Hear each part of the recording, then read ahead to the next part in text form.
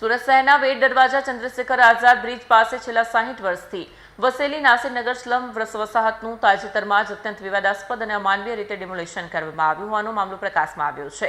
આ કાર્યવાહી સુરત મહાનગરપાલિકા અને સુરત પોલીસના સંયુક્ત મેળાપીપળામાં કરવામાં આવી હોવાનો આક્ષેપ છે।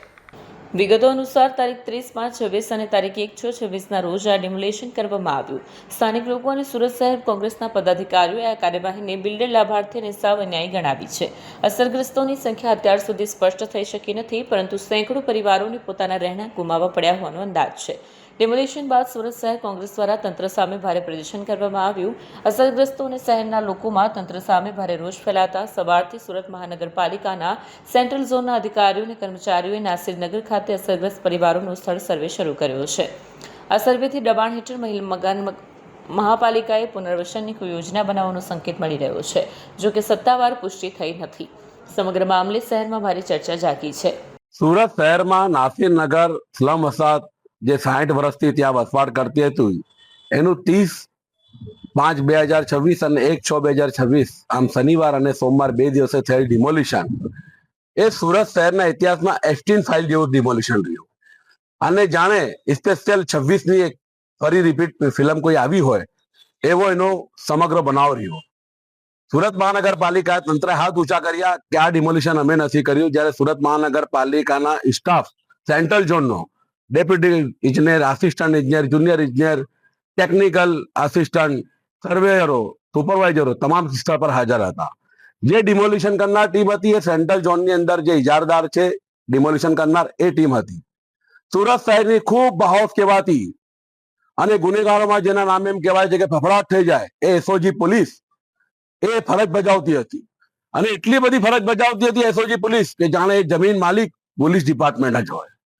જ્યારે એ વાત ખબર પડી કે આ ડિમોલિશન સાવ ગેરકાયદેસર રીતે છે, અમાનવીય રીતે થયું છે, કારણ કે ડિમોલિશનની જે પ્રક્રિયા છે સુરત મહાનગરપાલિકાની જમીન પર હોય તો પણ શહેરના વિકાસ માટે જ્યારે નડતરરૂપ ઝુંપડપટ્ટીને દૂર કરવાની આવે તેને કાયદેસરની નોટિસ આપવી પડે, એનું સર્વે થાય, એના પછી વૈકલ્પિક આવાસ માટે ડ્રો થાય અને લોકોની સંમતિ સાથે એ ડિમોલિશન થતા હોય છે।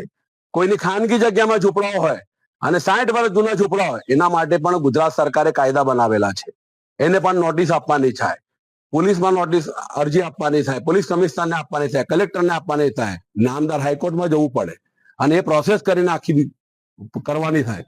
પરંતુ નાસિરનગરની ઘટનામાં હું ચોક્કસપણે કહું છું કે માફિયાનો પણ સારા કહેવાવે એ હજી જઈને સુરત મહાનગરપાલિકાનો તંત્ર અને સુરત શહેર એસઓજી પોલીસે જે ભૂમિકા ભજવી છે, ગરીબ શ્રમિક મુસ્લિમ પરિવારોની સાથે રાગ દ્વેષ રાખીને જે અત્યાચાર કર્યો છે, અમાનવીય અત્યાચાર કરીને એમને એક જ ઝાડ કે ઘર બેવડા કર્યા છે માત્ર બિલ્ડરના લાભ માટે, એનો સુરત શહેર કોંગ્રેસના પ્રમુખ વિપુલભાઈ ઉધનાવાલાના નેતૃત્વમાં શહેર કોંગ્રેસે ભારે પસ્તાળ પાડી વિરોધ નોંધાવ્યો। સ્થાનિકોને સાથે રહીને અમે લડત લડ્યા, તો મીડિયા મિત્રોએ અમને સહકાર આપ્યો, સાથ આપ્યો। એ મીડિયા મિત્રોનો પણ હું આભાર માનું છું કે એમને બેબાક થઈને અમારી પડખે ઉભા રહ્યા। આ સત્યની લડાઈ છે ને આ ખોટું કરનારા, આ માનવીય અત્યાચાર કરનારા જે કોઈ અધિકારી હોય, જે કોઈ તંત્રનો જવાબદાર વ્યક્તિ હોય, જે કોઈ વિભાગ આવતું હોય એની સામે પણ આવનારા દિવસોમાં ચોક્કસપણે અમે કાર્યવાહી કરશું, પીછેહટ નહીં કરશું। આજે અમને એ વાતનો એક થોડીક આનંદ થયો છે કે અમારી આ રજૂઆતો મીડિયાને જે અમને કવરેજ મળ્યો, સહકાર મળ્યો, આજ રોજ એટલે આજે બુધવારના રોજ સવારથી સુરત મહાનગરપાલિકાના સેન્ટ્રલ ઝોનના અધિકારીઓ જેમ કહેતા હતા કે આ સુરત મહાનગરપાલિકા સેન્ટ્રલ ઝોને ડિમોલિશન નથી કર્યું, એમને સ્થળ પર આવીને દરેક અસરગ્રસ્ત પરિવારો જે છે એમનો સર્વે કરવાની કામગીરી શરૂ કરી છે। આ કામગીરીથી જ બતાવે છે કે એમણે જે કૃત્ય કર્યું છે એ ખોટું કર્યું હતું, એમને હવે દુઃખ થતું હશે કે દબાણ આવ્યું હશે અને એટલા માટે કામગીરી શરૂ કરે છે। અમારી એક જ વાત છે કે ગરીબોની સાથે ન્યાય થાય અને વૈકલ્પિક આવાસ મળે। વડાપ્રધાન શ્રી નરેન્દ્રભાઈ મોદી 5મી જૂને સુરત આવવાના છે, એમને લોકોને દેશવાસીઓને સૂત્ર આપ્યું સબકા સાથ સબકા વિકાસ। પરંતુ મારે દુઃખ સાથે કહેવું પડે છે કે એમના શાસનમાં, એમના વહીવટમાં જે અધિકારીઓ છે એ બિલ્ડરના લાભ માટે સબકા સાથ સબકા વિકાસ નહીં, સબકા સાથ और મુસ્લિમો કા વિનાશની નીતિ કાર્ય કરી રહ્યા છે અને વડાપ્રધાન નરેન્દ્રભાઈ મોદીની છબીને પણ ઝાંખપ લગાવી રહ્યા છે।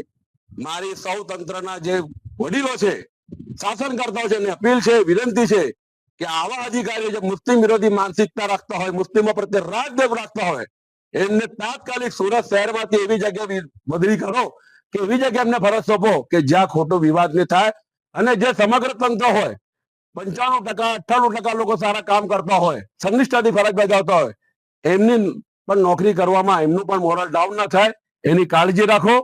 ફરી કહું છું કે આ સુરત શહેરની અંદર કોઈ પણ ગરીબ શ્રમિક સાથે અન્યાય થશે અને તંત્ર કોઈના વ્યક્તિગત સ્વાર્થમાં એના લાભ માટે, એના આર્થિક લાભ માટે એનો હાથો બનશે, એ સુરત શહેર કોંગ્રેસ કોઈ પણ સંજોગોમાં ચલવી લેશે નહીં, સાંખી લેશે નહીં.